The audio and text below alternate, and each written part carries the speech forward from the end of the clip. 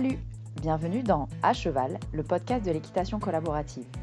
Je suis Morgane, je suis coach en équitation et j'accompagne mes élèves, peu importe leur discipline ou leur niveau équestre, vers plus de collaboration dans leurs échanges avec leur cheval. Si tu es cavalière et que tu es à la recherche de connaissances, de tips, de réflexions ou d'exos pour que ton équitation devienne plus collaborative, alors tu es au bon endroit. Dans ce podcast, je te partage seule ou avec mes invités tout pour t'inspirer et que tu puisses développer l'équitation dont tu rêves avec ton cheval. T'es prête ? Allez hop, à cheval ! Salut, j'espère que tu vas bien. Aujourd'hui, on va parler d'un sujet qui a toute son importance puisqu'il handicape un grand nombre de mes élèves et notamment les élèves qui appréhendent les réactions de leur cheval ou qui ont peur à cheval. C'est le fait que parfois, tu as beau y mettre toute la bonne volonté du monde, ta peur à cheval et ta propre peur entraînent des manquements dans l'éducation de ton cheval et ces manquements peuvent être plus ou moins embêtants. Pour que tu puisses comprendre vraiment jusqu'où on peut aller à cause, entre guillemets, des blocages liés à notre peur à cheval, je vais te raconter l'histoire d'une de mes élèves qui avait acheté un cheval réformé des courses, jusque-là rien d'extraordinaire, et qui l'a récupéré chez elle. Elle a établi le contact pendant quelques temps, quelques mois, chez elle, et puis on se connaissait pas à l'époque. Et puis un jour, elle m'a appelée en me disant que son cheval avait des comportements dangereux et qu'elle commençait à en avoir très très peur. Et elle en était même à plus pouvoir monter dessus du tout. Donc j'y vais, on se rencontre, je rencontre le cheval et puis je fais une rapide prise de contact avec le cheval. On apprend à se connaître, lui et moi. Je regarde un peu comment il réagit à pied d'abord. Et puis on met les codes que moi je considère et que j'appelle les codes de sécurité que j'apprends à mes élèves notamment dans le programme en ligne Zen à cheval, mais aussi à tous mes élèves de stage et que j'ai en suivi à côté. C'est les codes qui sont vraiment pour moi indispensables à ta sécurité pour monter à cheval en fait.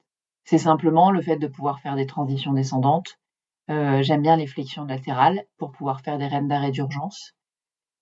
Et voilà, c'est principalement les codes de sécurité classiques. Hein.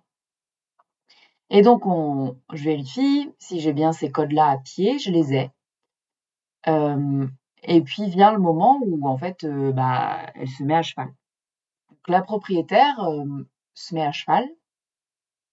Le montoir, nickel. À l'arrêt, nickel.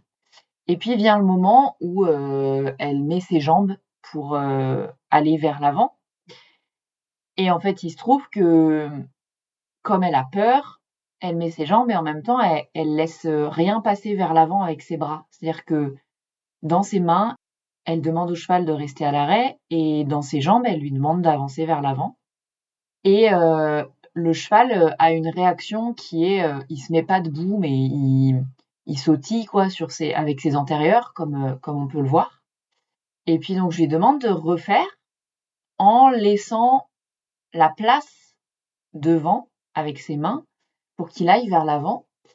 Et donc là, elle met ses jambes et là, il monte un peu plus fort sur ses postérieurs, pardon. Donc il sautille un peu plus fort sur ses antérieurs, comme s'il allait se mettre debout en fait. Mais il se met pas debout. Ça n'empêche que la propriétaire, tétanisée, dès qu'il sautille sur ses antérieurs, avec ses antérieurs, bref, appelez ça comme vous voulez, vous voyez l'image, dès qu'il fait mine qu'il va se mettre debout, elle panique et elle cède dans ses aides en fait. Elle cède dans sa demande, dans son code. Elle arrête toute pression dans ses jambes. Et là, je me dis que depuis quelques mois, donc elle m'explique un petit peu comment ça se passe avec lui. Elle me dit au début, il mettait juste la tête en l'air quand je mettais mes jambes, et puis plus ça va, et plus il sautille haut, et j'ai peur qu'il se mette debout, etc., etc. Et en fait, j'étais face à un constat, c'est que du coup, depuis plusieurs mois qu'elle montait dessus, je pense que cette propriétaire, parce que les réactions de son cheval lui faisaient peur au départ, elle a justement renforcé ce comportement. Et son cheval, il a compris au début que quand il levait la tête un grand coup, la pression s'arrêtait, la pression de ses jambes s'arrêtait.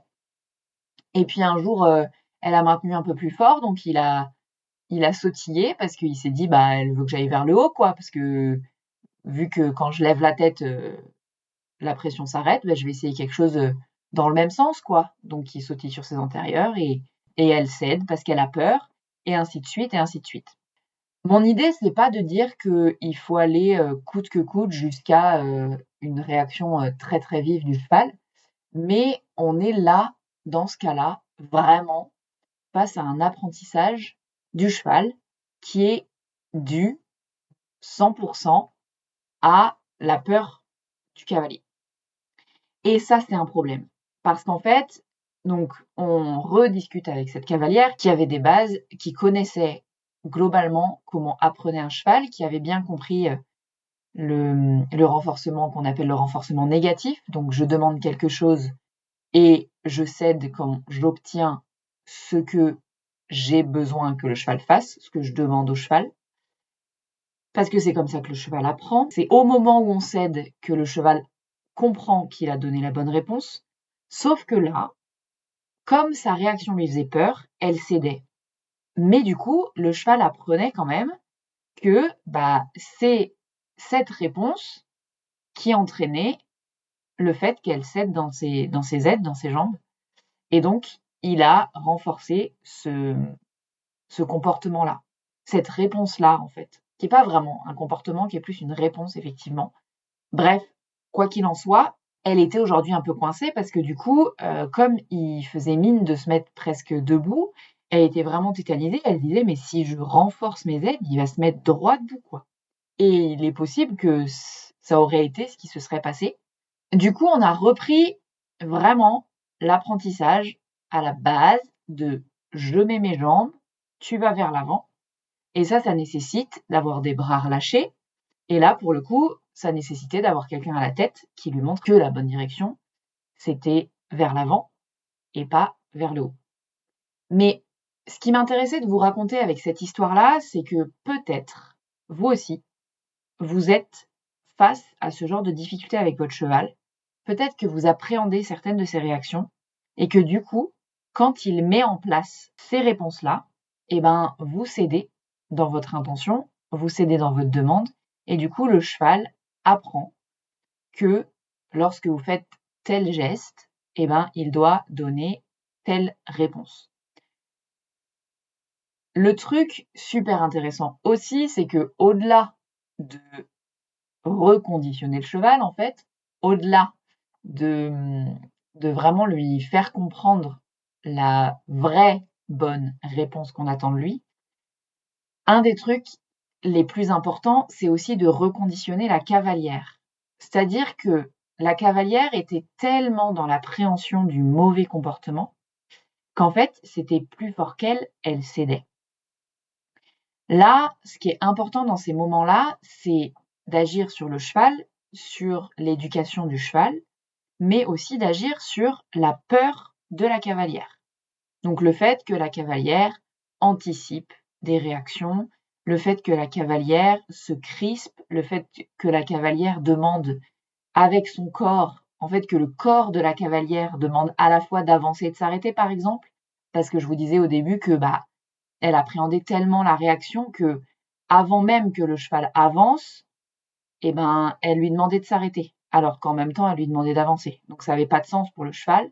Et clairement, quand on demande à un cheval à la fois de s'arrêter et à la fois d'avancer, il part vers le haut, c'est la seule sortie qu'il a. Ça n'empêche que cette réaction-là, corporelle de la cavalière, c'est instinctif, c'est lié à la peur. C'est pas, pour le coup, c'est pas un apprentissage, c'est vraiment, elle tient ses rênes fort parce qu'elle a peur que son cheval l'embarque, que son cheval se lève, que son cheval ci, que son cheval là, de perdre le contrôle, etc. Donc, la chose qui est vraiment importante, c'est de rééduquer la cavalière dans ses émotions, dans vraiment fondamentalement dans ses émotions, avoir une action et un travail qui lui permettent d'appréhender de moins en moins et d'accepter de plus en plus le mouvement en avant, d'accepter de plus en plus, d'avoir de plus en plus confiance dans le fait que son cheval va avoir simplement les réactions qu'elle lui a appris et de concentrer son cerveau sur absolument tout ce qui peut se passer de bien et concentrer son cerveau sur ce qu'elle demande et pas sur tout ce qui pourrait arriver si son cheval ne donnait pas la bonne réponse. On était vraiment dans ce genre de schéma avec cette cavalière. Elle était focus sur « Mon Dieu, mais si jamais mon cheval fait ci, ou si jamais il fait ça, etc., etc. » Ce qui fait que son corps entier était vraiment tout crispé et donc que le cheval ne pouvait absolument pas donner la bonne réponse. Donc là, on a une vraie rééducation presque émotionnelle. Alors là, j'utilise des mots, je suis pas thérapeute, je suis coach, mais ça n'empêche qu'avec les outils qu'on a utilisés avec elle, eh bien, on a rééduqué presque son cerveau à se concentrer sur les choses qu'elle demandait et la bonne réponse qu'elle attendait de son cheval, plutôt que tous les scénarios catastrophes qui pourraient arriver si jamais je ne sais quoi se passait. Voilà, c'était le sens de cet épisode.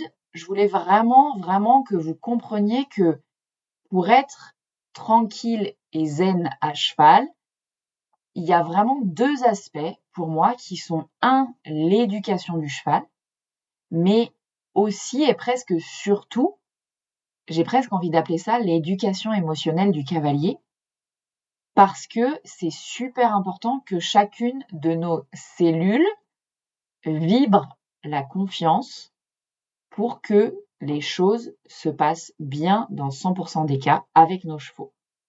C'est l'approche que je développe dans la formation Zen à cheval et c'est l'approche qui est pour moi, ancienne peureuse à cheval, la plus efficace et la plus durable surtout pour avoir une confiance presque aveugle à cheval avec son cheval.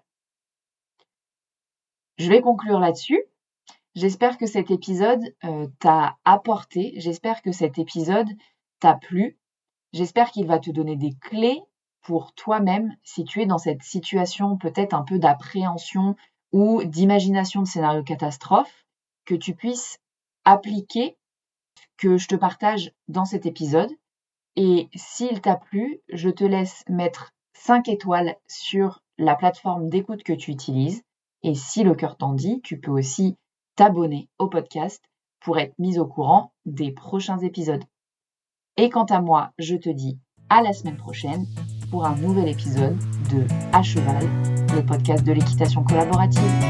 À plus!